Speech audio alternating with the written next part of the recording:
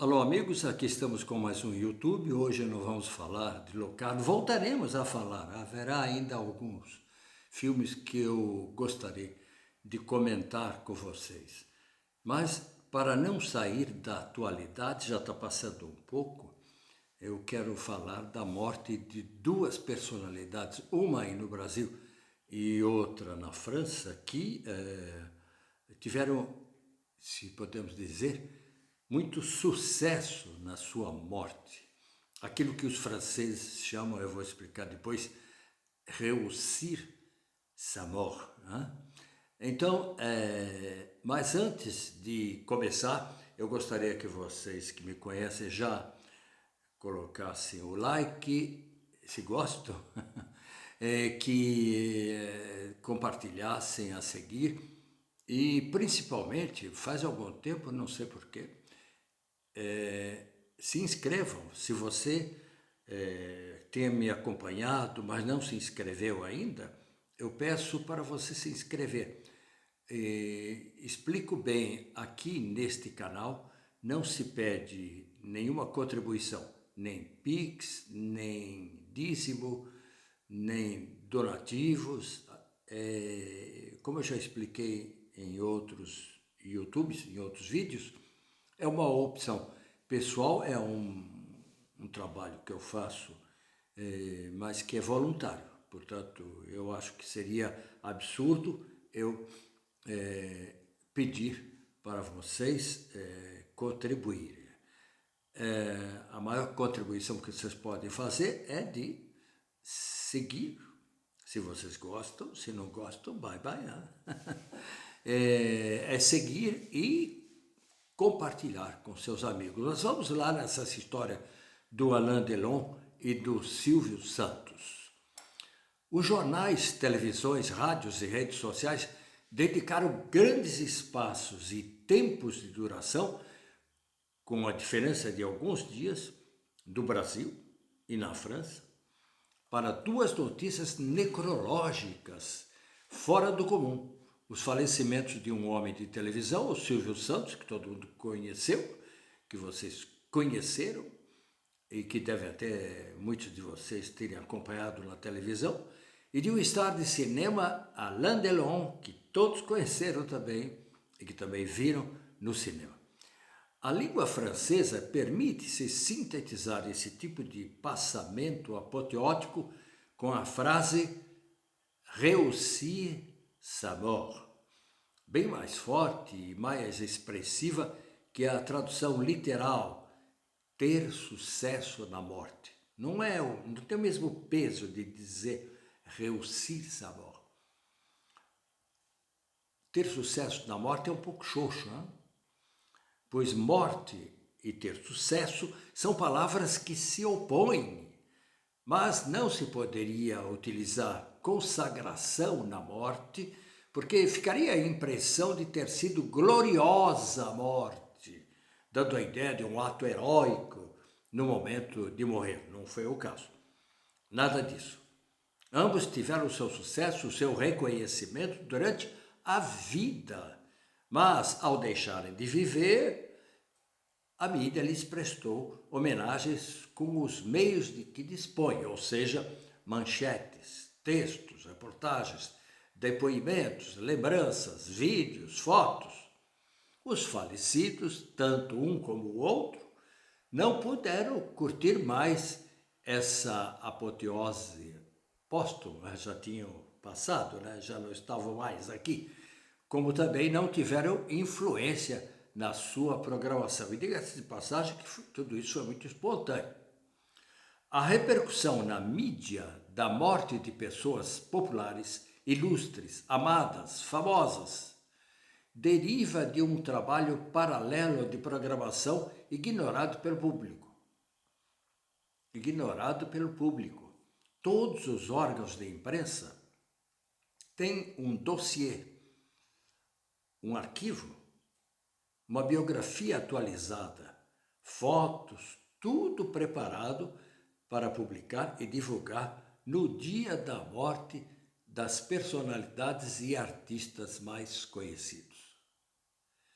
Talvez hoje com as novas tecnologias, arquivos e a atualização de dados automáticos, não exista mais a figura do repórter mortuário, o obituarista nos grandes jornais, figura importante por garantir o prestígio do órgão junto às famílias enlutadas, junto às famílias importantes enlutadas que querem ver a notícia do passamento do finado publicada no jornal, com destaque, dependendo da importância. No jornal Estadão, como é conhecido o tradicional matutino criado pelo velho e respeitado Júlio de Mesquita, o dedicado colega responsável pelos obituários, na época em que ali trabalhei, na época em que eu, inclusive, ficava sentado perto dele, ainda na Rua Major Quedinho, quando trabalhei no Estadão, na Rua Major Quedinho, acabou integrando no seu nome, esse colega que cuidava dos obituários, acabou integrando no seu nome a sua função. Era o célebre Toninho Boa Morte, encarregado do noticiário fúnebre. E ele era muito cioso e mesmo orgulhoso dessa função. Sua dedicação à essa função, vale mesmo que eu dedique algum tempo. Sua dedicação à função garantiu sua popularidade nas redações paulistanas. Todo mundo sabia quem era o Toninho Boa Morte, na Folha, no Estadão. Tanto que ao chegar a sua vez de morrer, porque mesmo quem noticia a morte dos outros, chega uma hora que vai ter que morrer, né? E vai ser uma outra pessoa que vai noticiar a sua morte. E tanto que ao chegar a sua vez de morrer aos 77 anos, em março de 2011, Antônio Carvalho Mendes, o Toninho Boa Morte, mereceu destaque, ou seja, publicações no Estadão e na Folha de São Paulo. Vejam só, foram mais de 800 mil mortes registradas por ele com zelo durante 50 anos de serviço na coluna de falecimentos do Estado de São Paulo. No caso de Silvio Santos, chamou a atenção a maneira como toda a imprensa deu destaque à sua morte, tornando-a um luto nacional. Parece que até o próprio presidente fez alguma observação a esse respeito.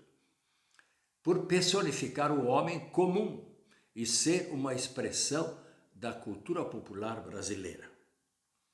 O luto francês e, de certa forma, europeu e mesmo internacional foi muito mais sofisticado, muito mais crânio. Hein? Alain Delon sintetizava o gosto refinado, artístico da cultura cinematográfica francesa, personificado no que se convencionou considerar ser o melhor ator, elevado à condição de star. Nada a ver com o outro morto, Silvio Santos, que não tinha nenhuma intelectualidade e não representava nada disso. Hein? Era a televisão brasileira. A televisão cria líderes populares, dotados, é claro, do poder de comunicação e de carisma. E Silvio Santos conseguiu se tornar parte da família da maioria dos brasileiros, com sua presença na tela dos televisores. Politicamente era de direita, mas sabia conviver com Lula e Dilma, como soubera conviver com os ditadores militares. Isso tem um nome, né? Isso tem um nome. Mas não importa, vamos deixar. Depois a gente já morreu, né? Até petistas, eu vi, até amigos petistas ficaram tristes nos dias de sua morte e compartilharam isso nos seus WhatsApp. A revista Veja falou dessa política do beijamão do dono da SBT. política um pouco mais forte que beija-mão. Quase que eu soltei aqui, daí eu tenho que cortar o meu vídeo. Que incluiu também o presidente Bolsonaro. Ou seja, ele também foi beijar a mão do Bolsonaro. Depois de todos esses, esquerda, direita, meio, né? E pouca gente se lembrou de criticar, porque ele tinha um rabo preso, o Baú da Felicidade, que no seu canal YouTube, Leonardo Stoppa chama de Baú da Infelicidade. Celso Lungaretti, o militante contra a ditadura militar, que tem o portal Náufrago da Utopia, um homem de esquerda, da esquerda verdadeira, não essa que está aí agora, hein? Lembra o vendedor de bugigangas na Praça da República? O Silvio Santos vendia bugigangas. Ele me lembra, inclusive, aquele Barbatanas para Colarinho. Né? E o Celso Lungaretti fala de sua mãe, que foi embrulhada na ilusão do Baú da Felicidade. E no seu blog Náufrago da Utopia, pergunta, mas por que fez tanto sucesso? Apesar de ser o pior tipo do sanguessuga, aquele que chupa o sangue dos coitadezas. Por que quem na conversa vende algodão por veludo sempre se dá bem no Brasil, onde tem o que tem muito no Brasil? Coloca aí comentários se acharem ruim. O comentário do Celso Lungaretti lá no seu Náufrago da Utopia. No Brasil tem bobo para tudo, principalmente na televisão, que não é das melhores do mundo, me desculpem. Paulo Giraldelli, no seu canal, lembra também de seu pai, enganado pelo camelô Silvio Santos. Alain Delon era o cinema francês. A expressão visual nas telas do saber artístico dos grandes realizadores do cinema, com a beleza, a malícia, a atração dos excessos sexuais sugeridos, mas a brutalidade cativante dos gangsters franceses. Era outra coisa. Delon era o homem francês, e o que as mulheres pensavam e desejavam desse homem, refletido no seu olhar, que podia ser cínico e cruel. E, pasmem, isso atrai. De origens modestas, tanto Silvio quanto Alain Delon conseguiram surpreender com sua força e expressão natural. Silvio, um vendedor de bugigangas, como camelô nas praças paulistanas, encontrou seu público maior na televisão popular. Alain, mau aluno, expulso de diversas escolas, era manhoso, esperto, sabia enganar. Seria um péssimo açougueiro, profissão a que seu tio lhe destinava. Viver o que não era e o que era, como excelente ator, foi o seu tremendo sucesso. Mas possuía também seu lado secreto, mau e misterioso, que fortalecia sua imagem. Durante anos, toda a imprensa francesa seguiu seus passos, tentando decifrá-lo no famoso escândalo do seu amigo iugoslavo Markovic, encontrado morto num depósito de lixo. Uma história envolvendo até a esposa do primeiro-ministro da época e depois presidente francês, Pompidou. Gostou da história? Então, coloca um like, compartilha com seus amigos que viam televisão todo domingo. Eu sou fã do Silvio Santos. Ou então seu amigo intelectual que viu todos os filmes com Alain Delon, principalmente com os grandes diretores. E deixa um comentário, fala, porra, e você está carregando. Hein? Depois dos evangélicos e do Bolsonaro, agora pegou mania. E, principalmente, se inscreva nesse canal. Tá? Isso é muito importante para que possa continuar. Ok?